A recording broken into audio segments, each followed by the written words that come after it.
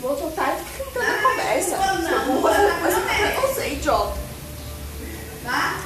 Vou ter que trabalhar. Se eu cansei de você, tá? Tá, ó. Você tem que ajudar sua mãe, velho. Mas seu cu, você vai ver como vai dar porra, você vai ver. Você vai ser denunciado. Sai daqui. Só tem que chorar nessa porra. Não pra nada, dá licença. O que foi, velho?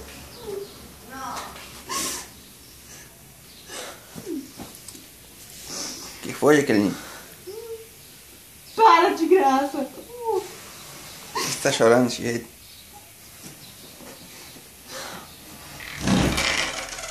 O que foi? Fala, mano, o que foi? Para. Mas é, já que você tem que ajudar sua mãe, você não quer fazer nada, assim, entre aspas, você estuda, beleza, mas você tem que ajudar sua mãe, velho. Você faz alguma coisa? Você faz alguma coisa? Às vezes. Você não faz nada, me dá licença.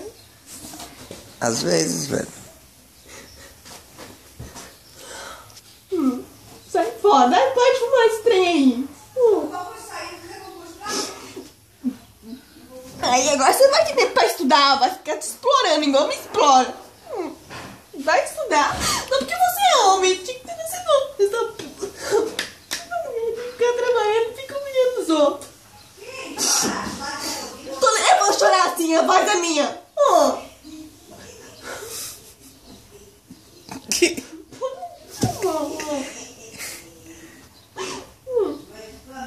Depois que ficar aí, que vai querer me pedir dinheiro, não vai sair da casa dos outros.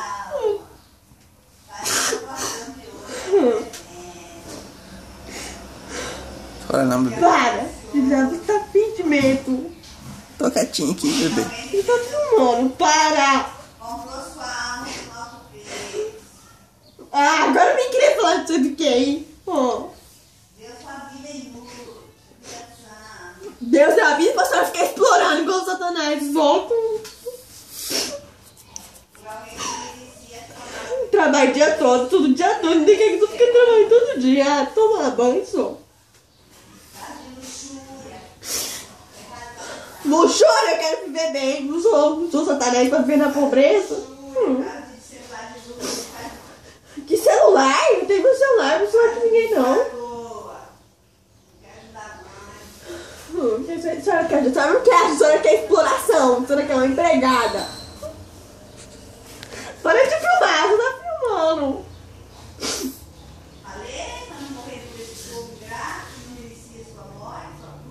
Não, tá viajando lá no maionese.